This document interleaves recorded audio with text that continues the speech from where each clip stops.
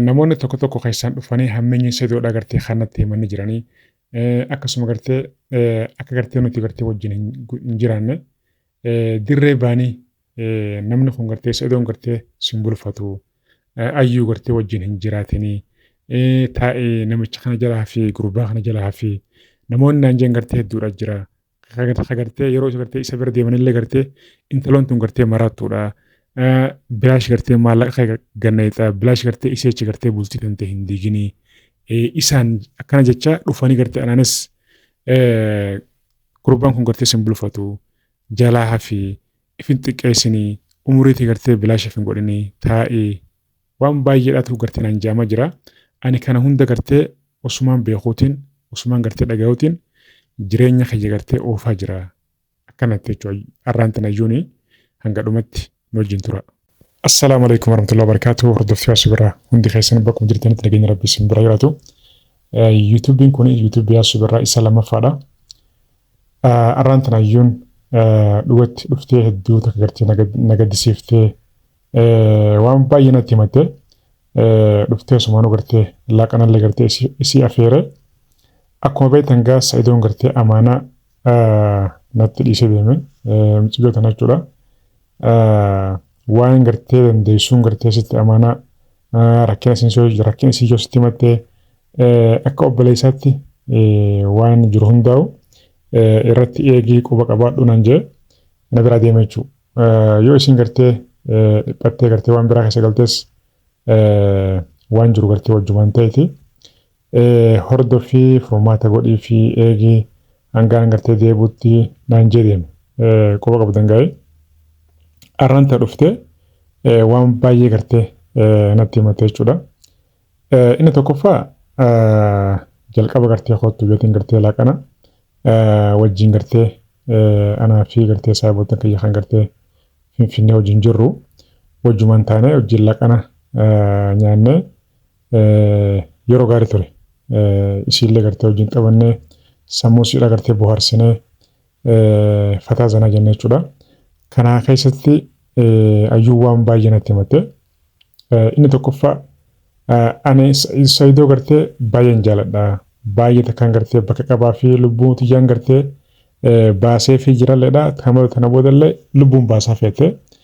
Ani anaa fi Sayidoo gartee akka gartee adda baanu akka gartee walitti buunu isallee gartee hammeessanii miciyyoon tun gartee fayyaan qabdu maalidha jedhanii isallee natti garagalchuudhaaf waan baay'eedha yaada jiranii. Inni biraa immoo ayyuun gartee Sayidoo hin jaalattu. Ayyuun gartee Sayidoo hin jaalattu. Maal jedhanii sobaan gartee waan hin taane oofaa jiranii fakkeessaa jiranii ayyuun gartee nama biraa jaalatti bakka abdii murtee ammaan tana bakka biratti nama biraa wajjin gartee jaalala biratti deebuudhaaf deemti. Maal jedhanii waan hin taane oofanii. Ani immoo kanarraa takka illee waan quba qabu hin jiru. Ani agartee akkumaan gartee Sayidoo jaaladhetti hin jira.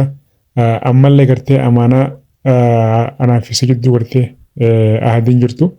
Ahadiin gartee anaa fi isa jidduu jirtu akkuma jirutti jira. Namni gartee akka nuti addaan baanu barbaada. Yeroo fedhan immoo ati bultii namaa diidee jedhanii gartee arraba gartee arraba badaa arraba gartee lafee nama cabsu naan jedhanii. Ani naaf inni gartee wal jaalanneeti wal fuune. Innis na fuudhe anis gartee jaaladhetiin isatti heerume. Ani gartee sababa isaa gartee namoota baay'eedha walitti bu'ee maatii kiyyaallee dhabee maatii kiyyaan gartee walitti bu'ee namoota baay'een gartee arranfamee xiqqaadhee xiqqeeffamee ammallee gartee arrabni namaa gartee silaa osoo kan gartee waa godhu ta'e ana waa godhaa. Ammaan tan immoo haaratti waan hin taane oofaa jiranii. Ayyuun gartee Sayidoodhatti heerumuu ni gaabbitee sheenootee jirti. Silaa sun gartee heerumuu baadheeteeti waan hin taane haasawaa jirti jedhanii jetteeti waan kana gartee dhuftee natti himattee namni waan fedhallee sinaa ja'u ati gartee jaalannaan ati gartee akkuma isaaf akkuma gartee qaalii galtetti ahadii galtetti jiraannan namni haasawa isaaniiti. Haasawa isaanii haasa'u hin dhiphatini zanaafataa jireenya kan jiraadhu isa wajjin gartee waan jiru mari'adhu innillee gartee atillee gartee asii tasgabbeessi jeenittiin gartee waan baay'ee wajjin haasofne namni keenya gaana beekanii waan gaarii yeroo takkallee gartee sirraa hin haasa'u irra baay'een isaanii jechuun hundallee miti namni waan gaarii haasa'uu beeku waan gaarii haasawa toltu nama haasawu namni immoo waan nama toltu dhagoo hin feene gaarii nama gartee dhagoo hin feene haasa'uu hin feene waan gartee hamtuudha haasawachuu yeroo hundaa'u namoonni tokko tokkolleen kan isaan dhuftanii ayyuun Sa'idoo gantee jirti jedhanii jettee na gaafatan waan kana immoo atitti dhiyeenyaan waan beektuuf jecha waan gartee quba qabduuf jecha Sa'idooleen gartee sitti amaanaa jee waan deemeef jecha wanni kun akkamii jettee na gaafatan jechuudha. Walumaa galatti ani kana gaafsee gartee waan isiniif himu ayyuun waan gartee namni haasa'u kana hundarraa'u bilisaa jechuudha. Dhugumaan gartee Sa'idoo jaalatti ammallee duru caalaa ammallee Sa'idoo ni jaalatti wanni gartee isiin sheenooytee Sa'idoodhatti heerumuu silaasuun heerumuu baadhee jettee haasa'utti kajan soba. Ayyuun Sa'idoo ammallee lubbu baasteef ni jaalatti ni gaggabdii fi ni maraattii fi yoo ta'ellee kirooksi dhuydiif ni jaalatti bakka lubbuudha baasteef wanni deemaa jiru soba. Kun akkasii anillee gartee dhibbaan dhibbattiin gartee akka ayyuun gartee Sa'idoo jaalattu dhibbaan dhibbattiin gartee itti amane jiraachuu ni jaalatti. Ayyuun gartee waan gartee namni jiruun waan gartee sobaa waan namni jiruun hundaa'u ni beekti. Arraba namaa immoo isiin irraan kaayyattu ni agartii dhageessi bakka kennituuf silaasoo gartee nama garii tokko tokko ta'ee arraba nama kan dhageessee maraattee yookaan immoo gartee waan biraa keessa galti. Isiin immoo kana qubaan qabdu nuun dhageessu jaalalti isaanii daran caalaa akkuma dur caalatti jirti malee san irraa sanii gadi miti. Sa'idoodhatti silaasuun gartee heerumuu baadhattee waan isin shawnooti takka illee hin jirtu. Bagaan itti heerumee jetteetuma gartee gammachuudha jirtiin isinin jaa. Arraan tana gaa wajjin waan baay'eedha sonee waan gartee asirratti haasamuu illee hin taane waan nama hundi waan gartee wajjin haasawun hundi asirratti baasuun hin ta'u. Saniif walumaa galatti ayyuun nama jabaadha. Maaliif amma gartee namoonni baay'een komentii badaa hin barreessinaa yaa jara yaa saba. Mucayyoo tana dhiisaa hin tuqinaadhaa hin arrabsinaadhaa. Feetu maraatti feetu jinnii qabdi feetu gartee rukutamtuu taati dhiisaa hin tuqina. Yoo dandeessan nama gorsaa malee jireenyi fiifuu nama mataa uwwisee gartee miilaa fi mataa bala godha jira. Isin ammoo arrabni keessan ammoo arrabni gartee isin nama arrabsan lafee nama cabsa. Lafee cabsee illee silaasoo nama hambisee wayyaadha miti. Lafee cabseeti si keessa deemee si guba. Arrabni keessan. Silaasoo arrabni keessa waa nama godhe waan jirru waan jiraatanii bar. Saniifuu dhiisaa isinin jaa. Sa'idoon ammoo ammallee kunoo fedhu Yamaniin fuudha jaa'u haya. Yaman duwwammaan tana isaa badii qabamoo mucayyoo tana badii qabattame isin. Osoo sumuyyaanuu baddee kunoo maan tana kunoo ilmaan wajjin bakka isa jirtuu osoo hin beekamin inni ammallee kunoo Yamaniin fuudhaa jeeti teessuma ogusaa jiraachuun hin fuudhaa jee kunoo yeroo takka teessuma ogusaa bakka ta'utti taa'ee teessuma ogusaa yeroo fedhas gartee deddeemeeti miilaan kophee fixaa jiraachuu. Haya isin ammoo akkama isin jala taaname miyyoo tana arrabsinaa hin tuqina akkasii yoo dandeessan du'aa godhaafi aboo Sa'idoolleen gartee dandeenyaan lamaa miti sadii miti maaliif afuruun fuune haa fuudhu dandeenyaan bulfatu dandeenyaan nuti irraan nuti gartee nun galchu isa ka nyaachisu isa gartee ka masruufu. Nuti waan dandeenyuun gartee aboo fuutee miti sayyoo bulfadho deeroo mataa kee jiranii dhukkee fi kaasaa.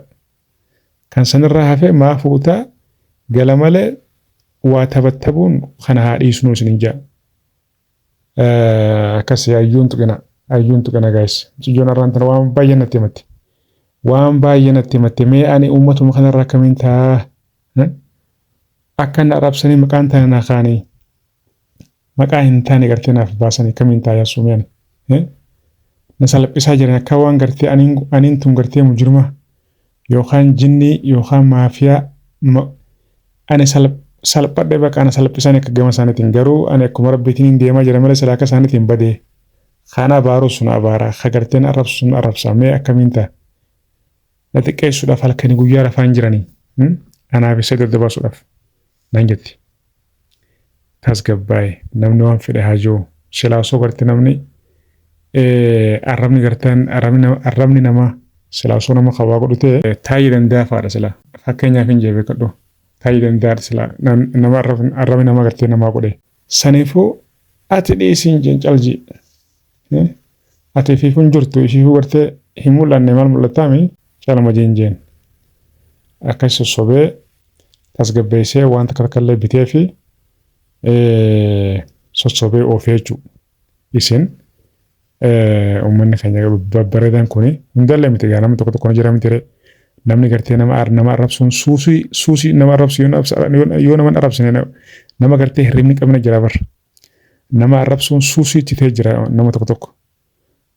Namoota akkasiiti malee namni irra baay'een isin jaalana isin kabanya ni beena gorsa keessan akka isin gorsa jirtan ni agarra. Garuu namni tokko tokko yoo naman arrabsine gartee ooleen bulu yaa rabbi simagan yaa rabbi Allah eebanne mee maaluma nama arrabsee maaluma harkataan jaabaran nama abaaree maal harkatame abaaraan gartee rabbi irraa qoodan qabu kan nama arrabsu immoo ifiifuu arrafamaadha nuti maal jennarree rabbi isaa qajeelchu malee wanni biraan jennuuni akkasii galatuma ulfaadhaadha. Video like share godhaa namoonni gartee yaasuu birraa YouTube lammaffaa subscribe godhaati maal ta'aadha. Sagantaa biraatiin ammoo baay'inaan gartee walitti chaana nagaa naaf tura. Assalaamu alaikum.